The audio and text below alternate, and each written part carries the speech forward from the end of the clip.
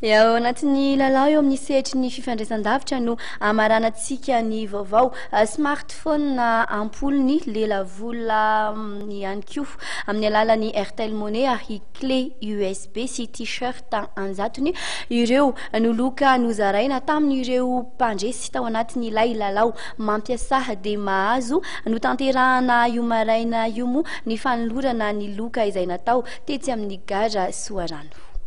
Mpanjifa misa 200 eo no notoloran'ny Airtel Madagasikara loka no nifandraisan'izy ireo anjara tamin'ny lalao mampiasa dia mahazo nomena fotoana nanoloana ny gara Soarano reto mpandresy reto io maraina io aka notolorana ny lokany tsirairay avy smartphone ampoule ny lela vola amin'ny alalan'ny Airtel Money clé USB 3G75 ary t-shirt anjatony no nozaraina tamin'izany.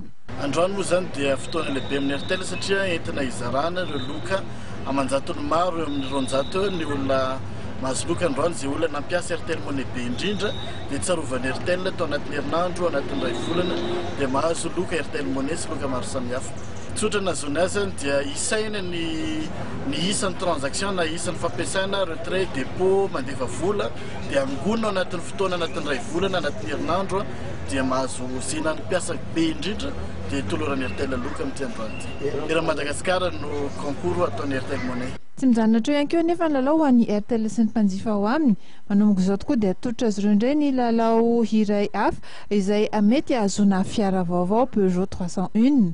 Manakaiky hatrany ny mpanjifa ny Airtel Money dia manao karazana kilalao farany taona zany izay mety azahoanao fiara lehibe vaovao anankiray Peugeot 301 amin'ny natoratin'ny telo volana zany le lalao farany volana février ho avy izao no anaovana fisarihana.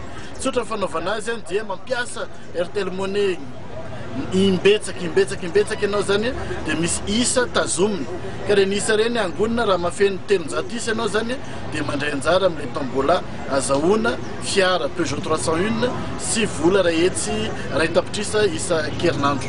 Amin'izao akatoko ny fetin'ny farantaona izao ary dia tsy mitsahatra ny manome fahafa-po ho an'ireo mpanjifa ao aminy ny Airtel Madagasikara.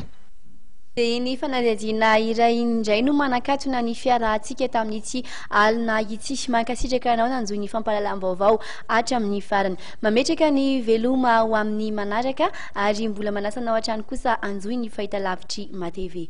Veloma tompoko.